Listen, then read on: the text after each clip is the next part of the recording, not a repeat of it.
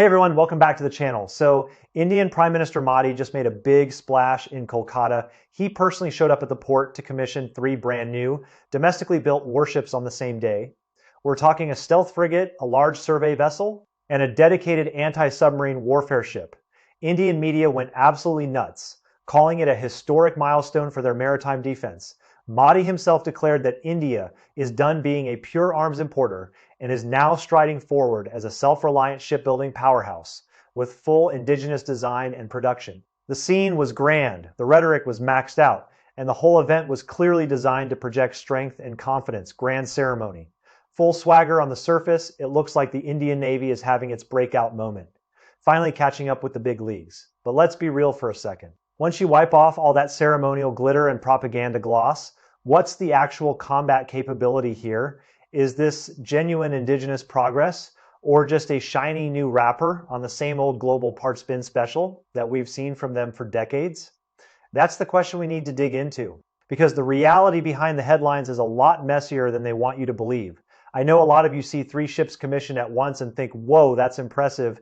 And yeah, covering long-range ocean operations, seabed survey, and anti-submarine warfare all in one go. It does look like they're checking all the boxes across multiple core domains, and the fleet architecture seems to suddenly fill out. The visual impact is undeniable, and the timing was clearly chosen to maximize media buzz. But anyone who actually follows naval power, and I mean really understands what makes a Navy dangerous, knows that strength isn't measured by how fancy the ceremony is or how many hulls you roll out in a single photo op. It's about core technology ownership, real-world reliability under combat conditions, sustained logistical readiness over the long haul, and the ability to actually operate those ships in high-threat environments. Everything else is just window dressing. So here's the real question: that 75% indigenous content they keep bragging about, the number that's been blasted all over Indian media and repeated endlessly by government officials. How much of that is actual substance, and how much is just clever accounting and smoke and mirrors? That number is the absolute centerpiece of their whole PR campaign, the headline stat they want everyone to remember. The Modi government keeps hammering that these ships were designed and built in India, with over 200 local small and medium suppliers involved, a real showcase of defense self-reliance, they claim. They want you to believe that India is now standing shoulder to shoulder with the world's top shipbuilding nations. And sure, on paper 75% sounds decent, even by global standards. A lot of established naval powers don't always hit that mark on every single hull. And plenty of European navies with mature industries would be happy to claim that number for some of their less critical vessels. But then you actually look at the star of the show, the P-17, a class stealth frigate, the Dunagiri, which is supposed to be the main combatant of this whole batch. And that number falls apart so fast, it's almost embarrassing. As the combat backbone of this entire commissioning event, this frigate carries the heaviest burden of expectation. Its paper specifications are genuinely impressive at first glance. 149 meters long, full load displacement of 6,670 tons with stealth shaping and radar absorbent materials that make it visually comparable to the latest Western frigates. The hull size even pushes close to China's Type 05 2D destroyer. Way bigger than the Type 054 frigate that we see all over the Pacific, and that has become a staple of regional naval posturing. Impressive footprint, right? It's a big, mean-looking ship that would dominate any pier and certainly looks the part in official photographs. But crack open that hull and look at what's actually inside, and the indigenous story immediately collapses like a house of cards. The heart of any warship isn't the steel shell that looks good on Instagram, it's the propulsion, weapons, and sensors that make it actually fight and survive. Dunagiri runs on 2 completely imported systems. The main engine is General Electric's LM2500 gas turbine. That's American made. The same family we use in our own surface combatants like the Arleigh Burke destroyers, and the auxiliary diesels come from German as MAN. That combined diesel and gas setup is a standard off-the-shelf Western product, mature and reliable, but it's not Indian. India has 0 domestic alternative for either of those propulsion systems. So if the United States or Germany ever decided to cut off supply for any reason, whether for geopolitical leverage, export control restrictions, or simply a breakdown in diplomatic relations, this ship is effectively dead in the water, not just slowed down, but completely non-operational, unable to move, let alone fight. And it's not just the engines that are imported. The primary air defense weapon is Israel's Barak 8 surface-to-air missile, which is the main shield for the entire ship. This is the system that's supposed to protect the vessel from enemy aircraft and incoming missiles. Sounds fancy, right? But let's be brutally honest about its actual performance, because the numbers don't lie. Its top speed is only Mach 2. That's fine for engaging slow, high-altitude targets in a permissive environment, but modern anti-ship missiles, the kind that actually face in a real fight against a capable adversary, fly low, skim the waves, and pull aggressive terminal maneuvers. Some supersonic anti-ship missiles easily exceed Mach 5 at the terminal stage, and hypersonic weapons are even faster and more maneuverable. A Mach 2 interceptor is simply too slow to react in time, and the engagement window closes before the missile even gets there.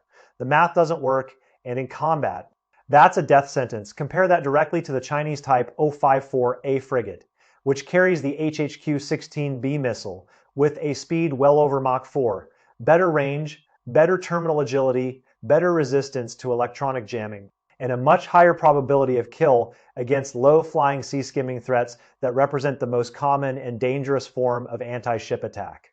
Or look at European frigates like the Horizon or Saxon classes. Their Astra missiles and integrated air defense systems are in a completely different league of speed and sophistication. The difference isn't marginal, it's a generational gap. So all those glossy specs on Dunagiri, they don't translate into real-world survivability against a modern saturation attack. In practical terms, this ship would struggle to defend even itself, let alone a task force or a convoy it's supposed to protect. The paper advantage is completely hollow when you look at the actual combat dynamics. Then there's the one weapon they actually brag about as their big indigenous success story. The BrahMos supersonic cruise missile. It's fast, it looks deadly in promotional videos, and it's become the face of Indian naval strike capability. But here's the inconvenient truth that Indian media conveniently glosses over. It's not really Indian. It's a joint venture with Russia. Moscow holds the core technology, the original blueprints, the critical materials, and the most sensitive manufacturing processes. India mostly does final assembly and some minor software tweaks. But the guts are Russian, the intellectual property is Russian. And the supply chain is Russian. Worse than that, its actual combat reliability is highly questionable. The test record is shaky at best. Extended range versions have repeatedly shown launch failures in flight trajectory deviations, mid-air crashes. And propulsion system malfunctions, even Indian military experts have publicly admitted that the missile has inherent design flaws and unstable component quality. This isn't speculation, this is from their own people. Now think about that for a second. If your primary shipborne strike weapon can't even reliably pass a controlled test in peacetime, under ideal conditions with no enemy jamming, no electronic warfare, and no countermeasures, how is it going to perform in a real high threat, high EW combat environment where everything is trying to disrupt and degrade it? It won't. The chances of mission success drop to levels that would make any operational planner lose sleep. So much for an indigenous crown jewel. It's a Russian missile with an Indian sticker on it, and it doesn't even work consistently in testing. That's not a war-winning capability, that's a liability. Now you can clearly see how they cooked that 75% localization number industry insiders, including Indian defense analysts themselves, who have no reason to lie about this, have pointed out that the statistics count only low tech. Labor-intensive stuff, hull steel pressing, basic welding, internal pipe laying, simple outfitting, and manual assembly man-hours, things any shipyard with a welder and a crane can do.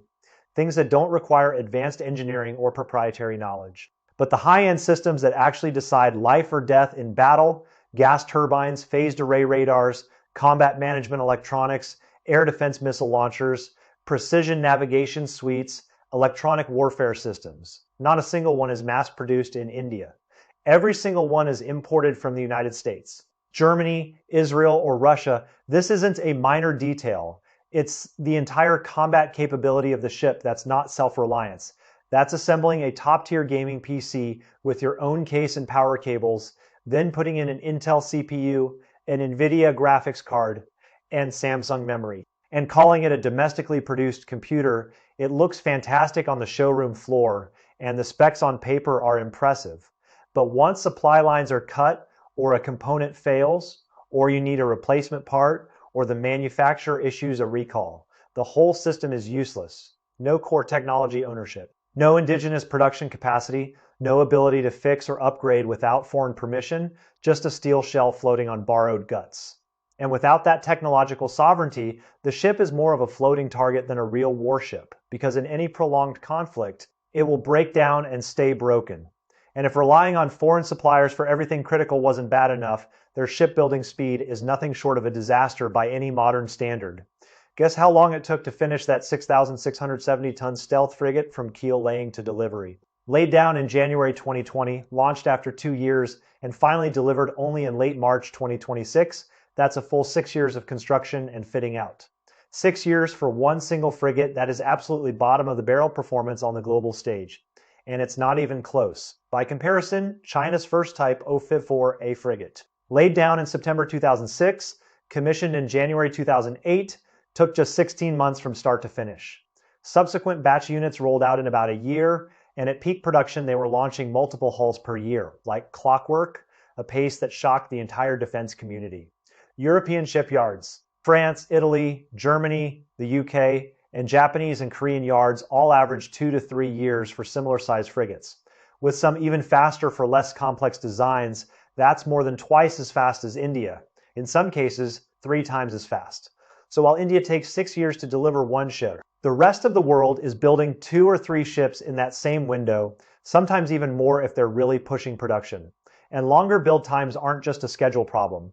They mean higher cost overruns, faster equipment obsolescence, and technology that's already outdated by the time the ship raises its ensign.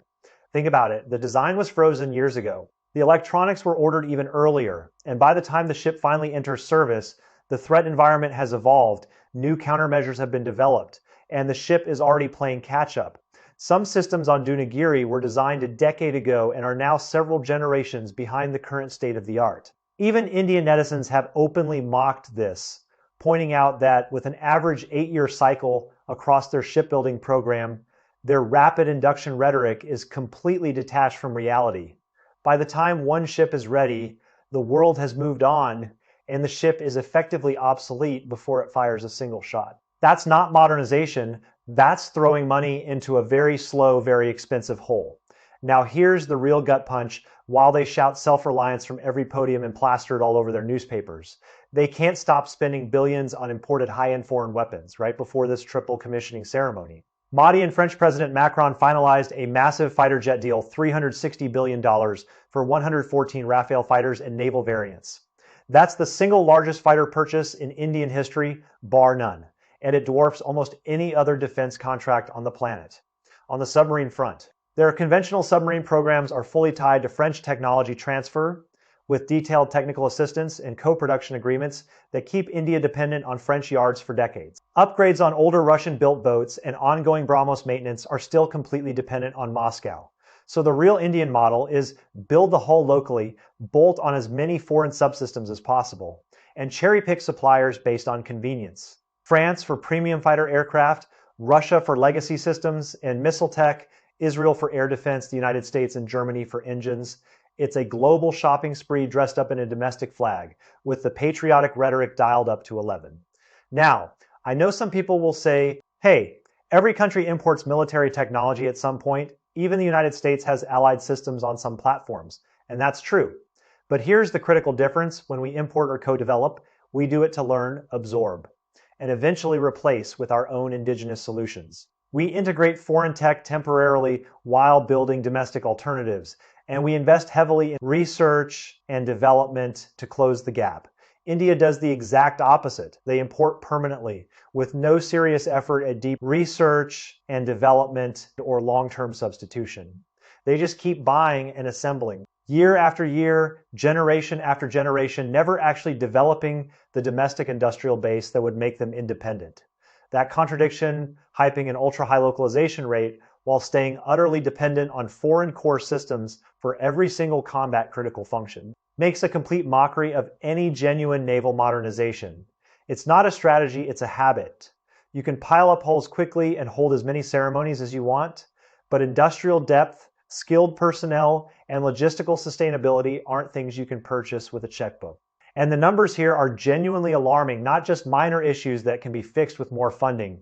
The Indian Navy itself has publicly disclosed a manpower shortage of over 10,900 personnel. That's a 12.3% overall deficit, which is huge for a force of its size. Among commissioned officers, it's even worse. A 21% shortfall, meaning roughly 1 out of every 5 officer billets is empty. That's not a small gap, that's a systemic crisis that undermines the entire command structure. And you can't just recruit your way out of it overnight, because good naval officers take years of classroom instruction, at sea training, and operational experience to develop. You can't accelerate that timeline no matter how much money you throw at it. So new ships arrive at the pier with nobody qualified to run them properly, and they sit there underutilized and underperforming.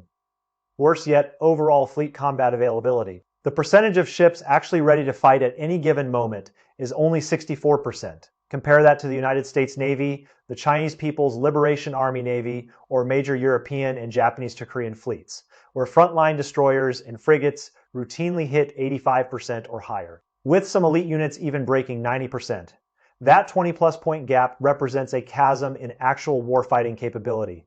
In plain English, more than a third of India's surface combatants are effectively non-operational at any given time, unable to deploy, unable to respond to a crisis, unable to protect their own shipping lanes, and here's the killer statistic, 37% of critical spare parts for their core warships are chronically out of stock domestically. No local production, no substitutes, just wait for an overseas shipment that may or may not arrive on time, depending on diplomatic relations, export controls, and global supply chain disruptions.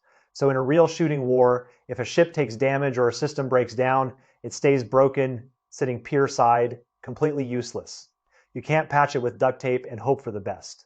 They can't even maintain routine forward presence or continuous patrols because the ships that are operational are too few and far between. Even if India commissions 19 new ships in 2026 as planned, the underlying reality won't change. A fleet that's strong in appearance but weak in sustainability, with plenty of hull numbers but nowhere near enough combat effective units. It's the classic strong shell, weak heart problem. Can build them but can't keep them in the fight. And that's not a problem you solve with a speech or a ceremony. Modi once said that no nation can become a true global power without a strong maritime force. And honestly, I agree with that core principle. You need a capable blue water navy to protect sea lanes, project influence, and defend national interests. That's not controversial. It's basic geopolitics, and history bears it out again and again. Every major power in history has had naval strength at its core. From the British Empire to the United States today, the genuine naval power doesn't come from parades, paper specs, or overhyped slogans.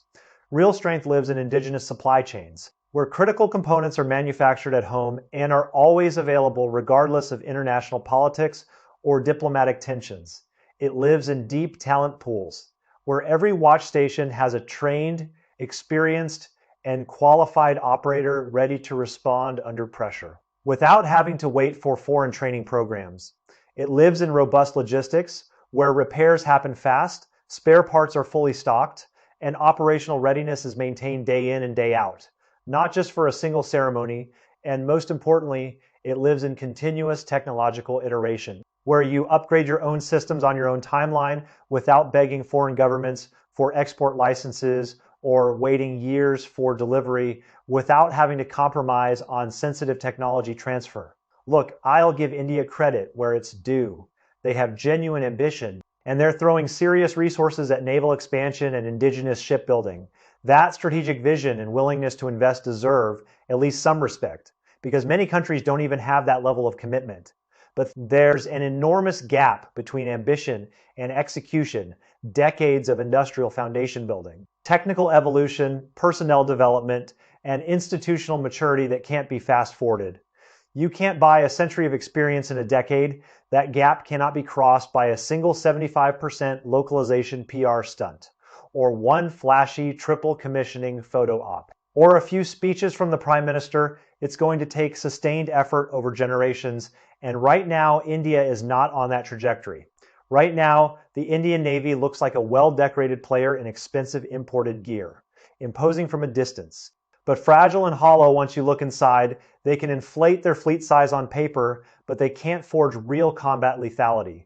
They can build visually impressive hulls, but they can't own the critical systems that make a warship deadly. And until they solve that fundamental contradiction between their rhetoric of self-reliance and their addiction to foreign technology, their naval expansion will remain more theater than substance. It's a show for domestic consumption, not a serious challenge to anyone who actually knows how naval power works. So what do you think? Is this the real rise of Indian naval power? Or just a gigantic, expensive, face-saving project designed for domestic consumption? Is India actually becoming a maritime heavyweight? Or are they just putting on a really good show with borrowed equipment and borrowed technology? I want to hear your take because this is a debate that matters, not just for India, but for the entire balance of power in the Indian Ocean region. Drop your take in the comments. I want to hear what you guys think. Let's get a real debate going. Don't hold back. Tell me if you think I'm being too harsh or if you think I'm actually being too generous. I read every comment and I want to see where this community stands on this issue. That's it for today's breakdown. Thanks for watching. And I'll catch you in the next one. Stay sharp, stay informed, and always question the narrative.